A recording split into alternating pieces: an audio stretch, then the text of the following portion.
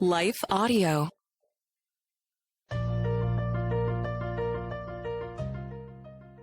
Welcome to But Jesus Drank Wine and other stories that kept us stuck. I'm Mead. and I'm Christy. In this podcast, we'll explore the stories that kept us, stuck, wanting to drink and not wanting to drink, all at the same time. Join us as we show you that freedom from alcohol does not have to mean a life sentence of misery and missing out. But actually means living an authentic life full of peace, joy, and purpose.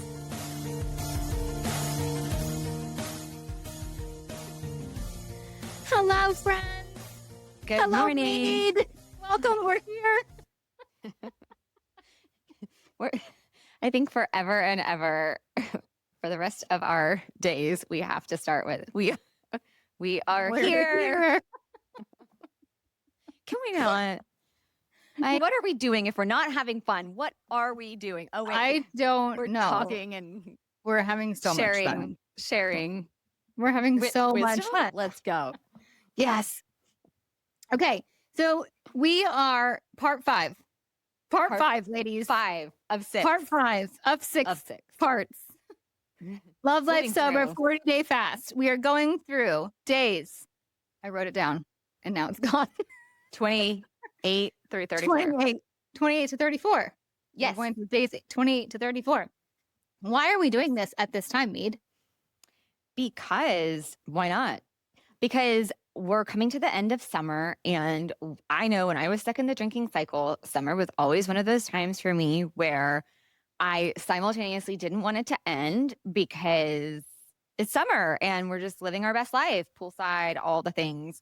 And then it's the reality of school is going to start back. And then I need to get serious about this isn't sustainable to be drinking this, to be having an excuse to have that mid-afternoon cocktail instead of waiting till 5 o'clock or whatever. So I would be simultaneously dreading the end of summer, but also once you get to that place where you're like, I want to do something about this, this is the perfect time to start something new and just try differently and experience what if it is possible to not have that miserable anticipation at the end of every summer because of how you've boosted up all summer and now you have to get back into reality, so to speak. So Yeah.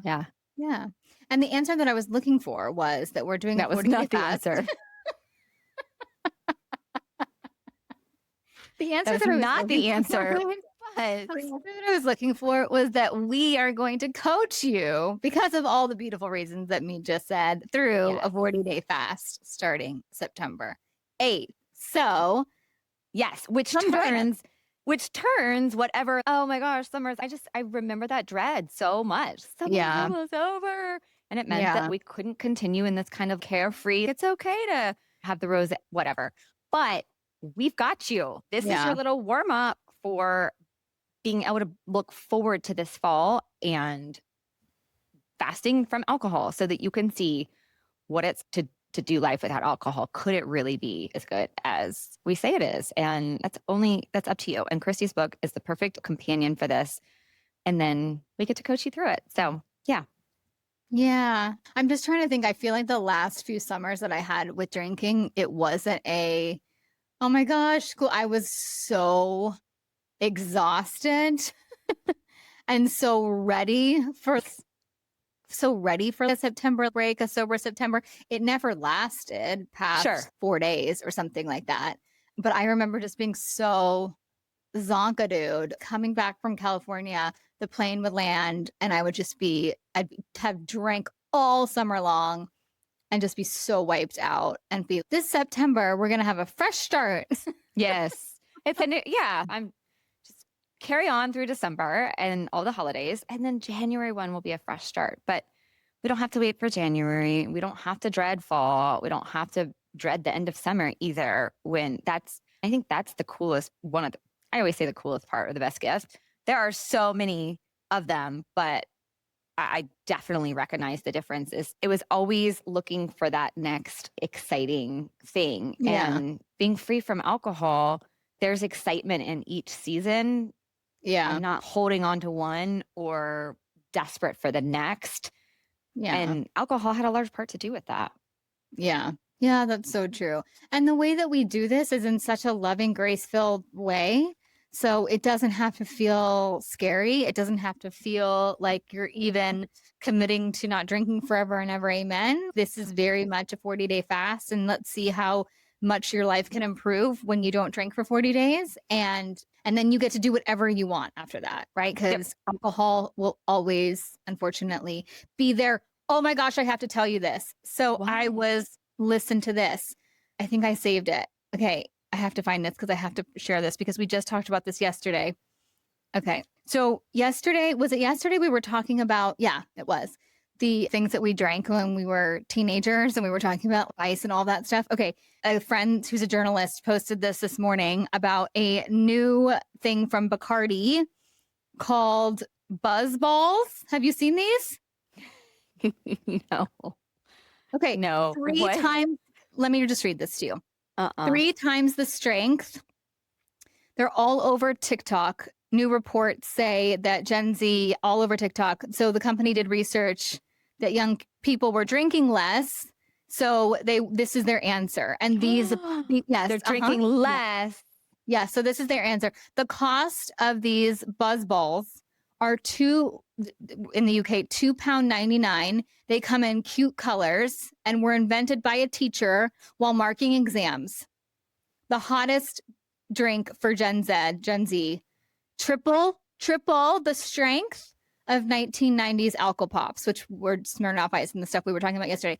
Okay, I don't know if you can see this, but this is what they look like. They're literally marketed as they almost look like, if you're on the YouTube, you can see it. If not, they almost look like little candy colored ornaments, buzz balls. So it's just a shot, This is big alcohol shot. answer. Yeah. Yes, it's a shot. So it's Basically, not even, yeah. you're So you're totally not, right. it's not even like it's like you're taking a cocktail and you're going to it's a triple shot. Yeah. What Yes. they are selling. Yeah. What? Yeah. And they've made it really, really cute. And it's blowing up over TikTok. Yeah.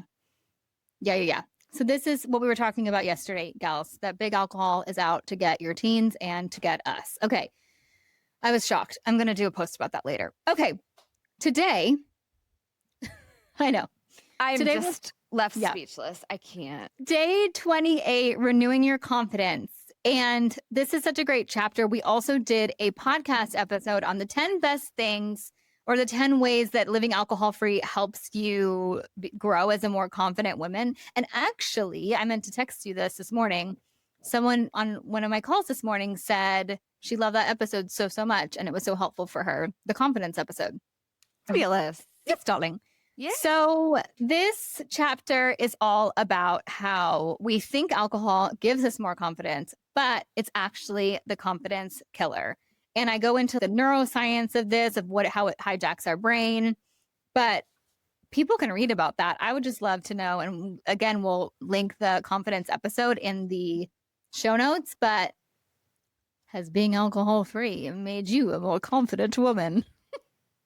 Well. Depends on what scenario. No, I'm just kidding.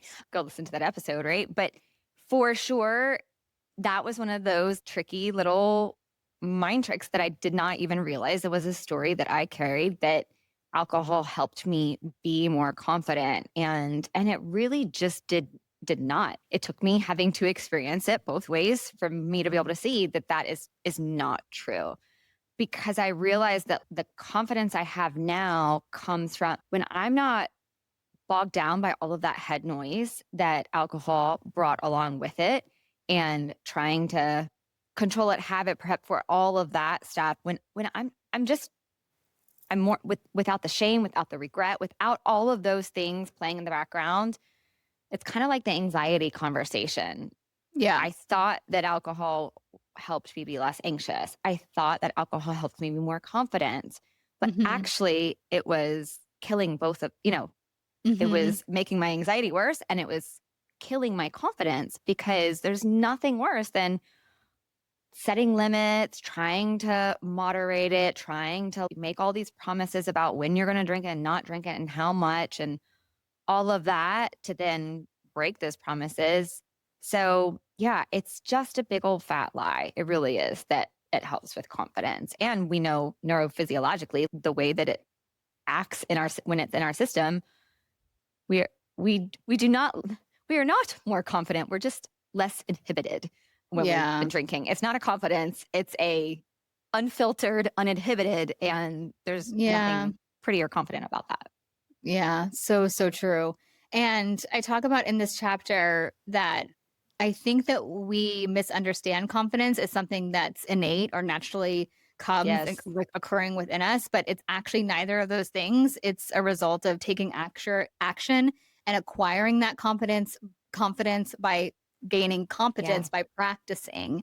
And so this is what we do together every single week in the Yes. missing piece in our small group coaching in the community is the first thing we always open up with, right, are POPs, which is your beautiful acronym, proof of progress.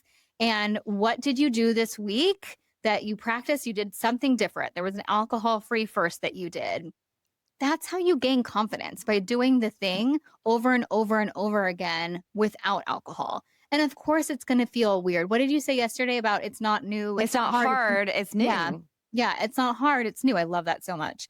So it's just about practicing and gathering that data. I just got off a call with a really sweet gal who's like, oh my gosh, tomorrow's my first alcohol free 4th of July. And I was like, what are you excited about for this? Because what if it's so good? What if you just hold an open hand Yeah. and what if it's better, What right? are you What going to if find? yeah, what are you going to Mhm. find? Yeah. And so there's also a great tactic here, and we both use this all the time in our coaching practices of visualization, which is just like planning, taking all the variables out about the thing that you're nervous or afraid of doing for the first time. And so there's lots of great stuff in this chapter on that. Yes. Yay. Yay. Okay. Yay. Go team. All right. Chapter 29. If we're going to have a bummer chapter, I was going to say, this is from were you about to say, confidence were you about to say, to can we skip it? yes. Can we skip this one? Wah, wah, wah. Is there a lot to say other than yeah, the hidden dangers of alcohol? Read this chapter for sure because Yeah. these are the things that I just had no idea. I had Yeah. no idea. What did it if I had known these things and only these things, would the fear have been enough to get me to change my ways? Probably not. Fear is not a motivator. But Yeah. when you're looking at renewing your mind, when you're looking at taking thoughts captive, when you're looking at what stories are contributing to your stuck, you have to have facts, truth Mhm. to kind of challenge some of that stuff. And I love this chapter because of the facts about what alcohol does to your liver and your brain and the harm that is involved. I had no idea alcohol was the same thing that is in my gas tank for my car. I would never Yeah. take a swig of at the gas station, but that was what I was putting in my glass every night. I had no idea. Yeah. Yeah. 100%. And I think it's because we've been so misled and there's so much Yeah. data that we have in our subconscious. There are so many people for justifiable reasons that still believe that wine is good for the heart, right? Like Yes. Hmm. and not only has that been totally debunked, it's gone the other way of it contributes to so many negative things for the heart, which I go into here. This chapter is kind of Ecclesiastes in a way because Ecclesiastes is supposed to be the biggest bummer book of the Bible, but you have to read it and you have to just arm up, suit up, knowledge up. I don't know. Yeah. Yeah. It's empowering. Yes, it's a bummer to hear it when you feel stuck, but it's also becomes super empowering. It's what helps you tap into the neuroplasticity of your brain and rewire those new pathways that say, I don't want to keep doing this thing. So even if it's not, okay, this is the thing that makes me change, it is helpful in neuroplastic change. And yeah, you can't avoid it. Yeah. The thing that I thought was so interesting that I didn't know before I did more research for this chapter is the way that it screws up your gut health. But Hmm. also, which I mean, I guess is that makes sense. But what I didn't know was how then our gut health is automatically linked to so many things Yes. mental health wise. It helps because of the way that it's linked, right? The gut brain axis. So drinking dysregulates your mood, your appetite, your sleep, all of these things because of the way that it hangs out in your gut. And so that was something that I thought was really interesting. Well, and I look back at that time where I was so careful in so many other ways of what I put into my body, Yeah. what Hello. I Yeah. put on my body, what I put on my skin. And it's, oh my gosh, I really have been duped Yeah. by the messaging out there that led me. I really wanted to believe it was good for my heart. I really latched onto that because I didn't want to not drink alcohol, but I was so careful about everything else, Yeah. organic this and no preservatives here. And my sunscreen has to keep those chemicals out. And I was so conscious of keeping out the poisons, the chemicals, and all of that. And yet just giving a total pass to alcohol. I didn't know. And Yeah. so, yeah, but now I do. And that's where it's like, it can be really helpful. Yeah. It can be really Yeah. helpful. Yeah, and that is touches on a little bit about what we were talking about yesterday of just over time how alcohol has gotten more potent, the Yes. ethanol has gotten higher. I mean, if you think about the spirits and stuff that I would just shoot down my throat, it was no big deal, right? I mean, Yeah. alcohol has, not to say that there hasn't been those kind of drinks in the past, but it's gotten stronger. But where I was going with this is that because of all the pesticides and preservatives and all of Mhm. that stuff too, it's just, yeah, it's really bad for you guys. I mean, it's really bad. Let's just boil it down It's to, really bad yeah. for you, but we still love you even if you're drinking it. Okay. Yeah, absolutely. So chapter 30 kind of goes into this whole idea. Oh my gosh, I just segued that so beautifully because this You talks sure about did.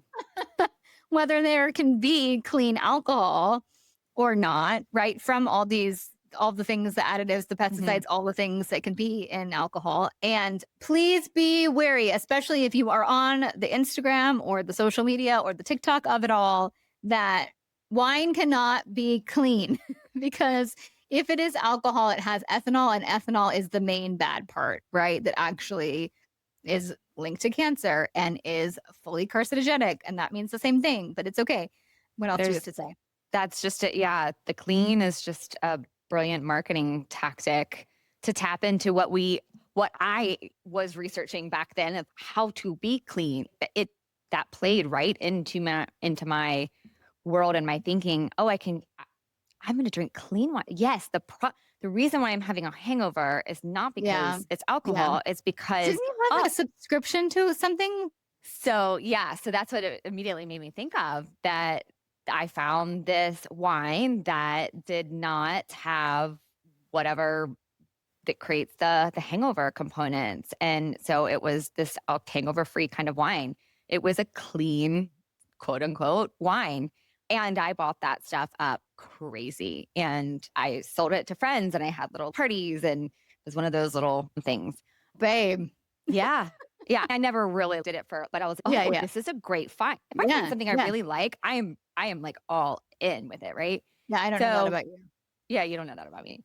And it was such a lie. So what ended up happening was, if there was any gauge on how much I was drinking, the hangover would be the thing that would kind of maybe make me think twice about overdoing it at times or whatever. Yeah. But when there's no hangover effect to it, Yeah. I ended up drinking so much more. Yeah. So much more. Yeah. That was responsible. Yeah, that was a time that it was really responsible for the uptick. And it was towards the end of my little drinking career in 2019 where I could just drink this around the clock. There's nothing bad. There's nothing wrong with Yeah. it. Yeah. So yeah, to be weary. You're still putting ethanol in your ethanol, the same thing we put in our gas tanks. Yeah. Yeah. And so this chapter just talks about all the marketing tactics, all of that stuff, the way that we've been duped. What I do want to say is if you are scrolling, just be wary, right? And you don't have to like this stuff or share it because it lies. That's what I really Yes. want to say. Okay, so we can cut out everything else on this segment and just go to that. Okay, Yeah. that's it. Yeah. It's all wrapped up in that. Amazing. Day Um, 31. Day 31, redefining fun. This is one of my Rhymes. favorites. Oh, Oh, tell me yeah, it why. does. Tell me why. Well, just Tell me why. because are you gonna sing it? Tell me why with that Backstreet Boys? Oh, I was thinking what song I was singing because I think I started to sing the Grease song in my head, but that's not the lyrics. No. It's definitely You're Backstreet getting Boys. Grease and Yeah, Backstreet Boys I confused. am. Wow, I that's a am. mashup. Redefining fun. I had so many ideas of what I thought fun. I was sure that fun was all the fun boozy nights with friends, doing all the pool sides with boozy, this, that. Fun was that. And I didn't even know that it was subjective and that Yeah, I could be curious about what fun is. And I think that's one of my most favorite things when coaching someone through this is when they're so sure that this is fun and they're so afraid that if they don't drink anymore, that they're not going to have any fun. I think yeah, my absolute favorite is focusing on, okay, let's really zoom out and think about how do you currently define fun? What are the yeah, markers of fun? What has yeah, to happen for fun for you to be able to say, this was a fun experience, this was a fun night? And yeah. then let's walk that through. How does alcohol fit into that or not? And so, I mean, every single time I've done that exercise with a client, we come back to, oh, wait, that actually doesn't fit what the definition of fun is for me. I'm Yeah, just so set on that in my head. It's a story that's keeping me yeah, stuck. yeah, So, yeah. And yeah. you said it brilliantly on, I think it was on an episode we did. You were confusing chaos with fun. Yeah. And so yeah, we can be so sure that something is fun. And then, And boredom with peace. Yeah. yes, Yeah. exactly. Yeah. Yeah. Oh my gosh.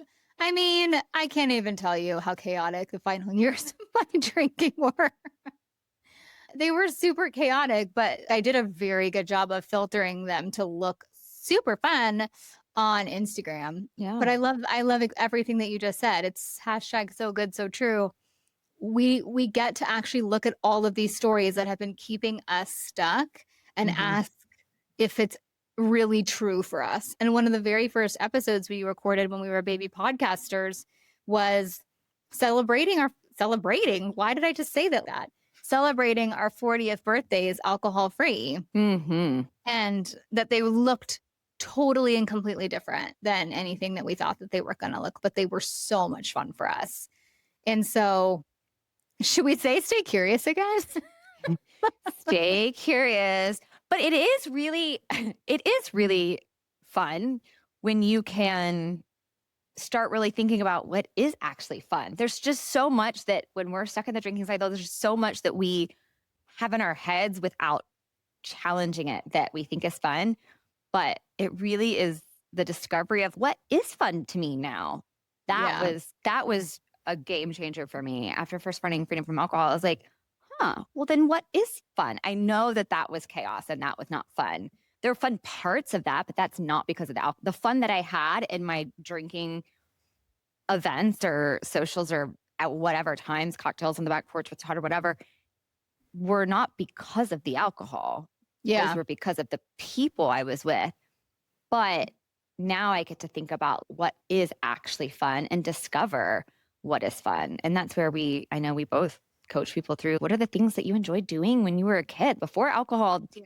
came into your life? What did you do that was so much fun? Riding a beach cruiser, hopping on my bike and riding a beach cruiser is the most fun thing in the entire world. It is so much fun. I love that as a kid. And then I wasn't a kid anymore and I was a teenager and we were going to parties and then, yeah, I didn't hop on a beach cruiser and have fun or swinging. Oh my gosh, I love swinging. Who You knew? never hopped on a beach cruiser drunk and crashed into a pole ever? Well, that's a little bit different. It's a little I bit would show different. you the scar on my knee right now, but That is not the fun. shorts are too short for YouTube today because it's That hot. is that is that is not the definition of fun when it ends in a crash app. But that's the thing. It's fun because you're on a bike, not because you're drinking alcohol. And Exactly. that is the cool part. You get to discover what is actually fun. Concerts are actually really, really fun Yeah. when you're not spending the entire night in the beer line or the bathroom. Like, who knew concerts were so much fun? I thought they were fun before, but I was spending my time in the beer line or the bathroom. And it's actually really, really fun when you don't have to do either of those. Yeah. Can I tell you what one of my new biggest fears is on the planet, though? Speaking of concerts. Sure. It's mosh pits. Because why is that a fear? You guys, we're not going to have time to edit this for sound. So just know that Mead is building a beautiful basement for all of us to come hang out. Can you hear that? I was hoping. It's fine. It's fine. The people love it. Because I watched this awful thing on the Netflix. I think his name is Travis Scott, and all these people died in the mosh pit. Oh, yeah. And I watched it with Ella, and now Ella's going to a concert with Chris, thank the Lord. She's on Friday. Not gonna be in a mosh pit. I said to Chris, have you seen this documentary? What kind of a concert is she going to? It's great. It's Gracie Abrams and Noah Karn. It's going to be fine. Do they have mosh pits at that concert? That's what Chris said. And we're going to stay towards the back, babe. Anyways, mosh pits are my new biggest fear. Not for me because I'll never be in one, but for the children. How many bedrooms is it going to be down there? They're literally right underneath. You're building my guest suite, right? Right. Yes. It's my guest suite. Okay. We're getting your stateside guest suite is going to be available for you very soon. Actually, by the time of releasing this, you will probably be here staying in it. No, not that far out. Yes. No. No. Just kidding. We're not. Just kidding. We're not. You didn't know that you're coming over here? I didn't tell you that you're coming over here? You didn't know? Listen, I could if you'll let me buy another flight. You guys, running a ministry is really, really hard. Okay. That's all we're saying. Also, while we're here tangenting, I was just thinking about the merch that we're designing. And I feel like I thought that our tagline was always going to be so good, so true, but does it need to be stay curious? And can you gals please let us know what it should be? Why can't it be both? It could totally be both. Maybe we can stay curious on some things and so good, so true on other things, like mugs. And what do you gals want for merch? Tell us. Okay, we're moving on. We're moving on. Okay. Imagine stepping into a vibrant, welcoming community where faith, friendship, and freedom from alcohol come together. That's exactly what you'll find inside the But Jesus Drank Wine community. Each week, our members gather for connection calls, a time to share honestly, grow spiritually, and support one another in a warm, grace-filled space. And for women who are already free from alcohol, we offer a monthly connection call just for you, a space to stay grounded in your faith, share your victories, and continue growing in freedom.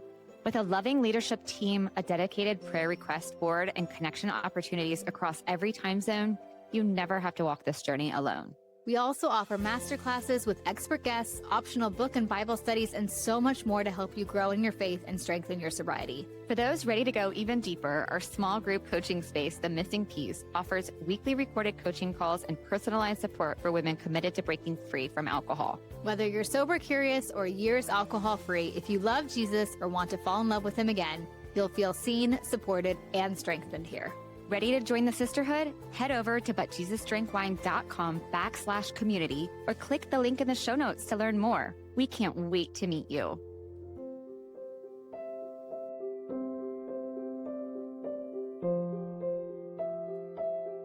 What are we on? 32. Filling the gap and embracing our emotions. Oh my gosh. This is all about sitting in the suck is what it really is about. And basically boiled down. And that is a meatism, which I love so much because it's exactly what it feels like when you're sitting in the suck. It's not a meism. I think it was a Brittany Tonk. Oh, I think she was the one that said it on a shout out connection Brittany, call. we love you. Yeah, Brittany Tonk, I believe, is the one that said it. And it's brilliant, right? Because that's what it is. Because guess what, you guys? You may not have heard this before. And so maybe this is new to you. Maybe it's not. I'm sure you've heard this before. Growth does not happen when we're comfortable. It just doesn't. And so there are going to be times when you have to sit in the suck. And it's going to feel really sucky at first to feel things. It is. It just is. And then you're going to go, oh, okay, this is actually where I have my best time with the Lord is when I'm sitting in the suck and I'm bringing it to Him. It is some of Yeah. my, I don't look forward to doing it, sitting in the suck, but is my most favorite time afterwards because the Lord needs me right there in it, you know? And I think that that's something that I never knew was possible. It was just easier to just, let's just brush on past that. That is something that we get to experience. And there's so much change and good that comes from it. Yeah. Yeah. 100%. So listen, feel the feels. This is the thing. We are not taught to do this. Okay. There's a lot of science in here and it's going to explain it to you really, really well. Mhm. So go read the book. But because we weren't taught this, we tend to reach to fix it or numb it. This chapter and this practice that we have both and are still learning, let's be honest, is Yes. also so helpful as a mom, at least for Yes. me, because when I see the teenagers spiraling, I'm desperado to fix it. And I just need to also let them to learn that they can sit in the suck and it's going to be okay. And you don't have to numb it out or fix it. And you're allowed to cry and you're allowed to feel the hard emotions.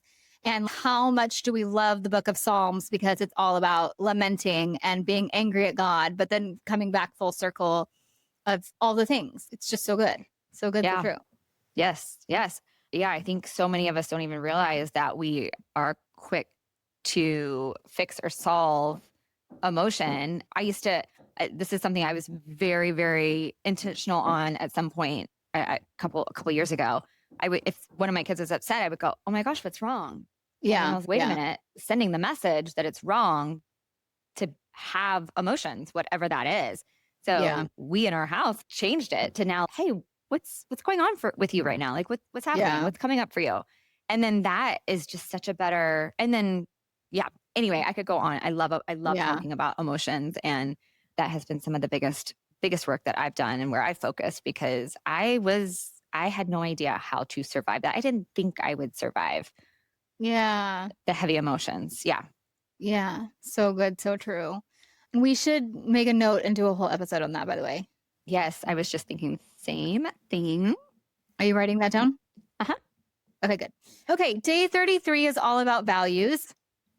And this really just dives into the fruit of the spirit. What has alcohol caused you to move away from? And this is one of those exercises in the beginning of my drinking journey that when I did this, I realized how far removed I was from where I wanted to be. And I don't say that in a judgmental way. But for me personally, I still value my family, joy, faith, honesty, all of these things that when I was at the height of my drinking was so far from having my family be my priority, my faith be a priority, honesty be a priority, because drinking was the priority because it had taken over. And so this chapter just goes into what values are important to you. What do you want to move back to? What do you want to what's important to you and how can you move back there? And we also did an amazing episode with the one and only Pastor David about this, didn't we? Yes, we Yes, did. we did. Yes, we did. And that's one of the ones that we hear a lot in the community is one of the most popular, most valuable, most valuable, pun intended, the one of values. But this is something where I would say if you're stuck in the drinking cycle, you are feeling that internal conflict, you feel that tension internally. This is where it comes from. What you value is in conflict with how you're showing up. And it's just when I learned that, it was so empowering for me because I really couldn't make sense of that conflict that I was feeling. I just knew that how could I want to drink alcohol and not want to drink alcohol? How could I want to do it? And like I was so confused. And then when I saw, oh, this is what I value and this is what I'm doing, well, there's a conflict there. And so that really helped me put words to it and see where there was a disconnect and then we always say it's be curious, be open and curious about what that is. If you say that you value family, well, how does alcohol help Mm-hmm. Mm-hmm. you in being the way you want to be around your family or with your family? How does that enhance what you value and how does it take away from that? It's a really great even first place to start at times. So yeah. Yeah. Just be when you're reading this chapter, just be I know that it's not fun to be convicted. We just said it's not fun at all. Mm-mm. but Mm-mm. be open to what the Holy Spirit is telling you when you're reading this chapter about what you've moved away from, because the blessing and the good obviously Mm-hmm. comes from moving back towards those things, especially if Yes. they're based in Jesus. Amen. That's all I've got. So, okay, That's great. chapter 34. Oh, this is one of your favorite topics, connection. Let's talk about connection. Connection. Well, that fits perfectly with the values because that was the thing that Yeah, I was so sure that one of my biggest values is connection to my most important people. And I did value connection to God. But but when I could zoom out and look at the big picture, I realized that that was in conflict. However, I did have this story that said that alcohol was the thing that connected me to yeah, my people, because if I'm drinking alcohol, then I'm more relaxed. My kids are getting a better version of me because I'm not uptight, yeah, whatever. I'm relaxed. Not yeah, true. I can see why I thought that. Or my connection with my girlfriends. I love my social circle. I love my friend groups. yeah, And alcohol was the thing that said, hey, pop over for this and let's open a bottle of wine or let's meet outside or whatever. And I was so afraid that connection, the thing that I knew that I had drifted away, meaningful connection was being lost. I yeah, knew it on a deep level, but it I could not see it. What I saw was that alcohol was actually no, alcohol is the thing that is connecting to me, to all my yeah, people. And I just refused to look at how it was actually disconnecting me from God. So connection's a big one, big one. yeah. Yeah. And I go into in this chapter too about there's such a big difference, which I learned about the vulnerability in true connection versus Mm-hmm. the drunk oversharing after 17 margaritas with your girlfriends, right? And one fosters true, meaningful, deep connection, which God wired us to be, and the other puts us in a state of panic and shame and anxiety and Yes. total and complete disconnection.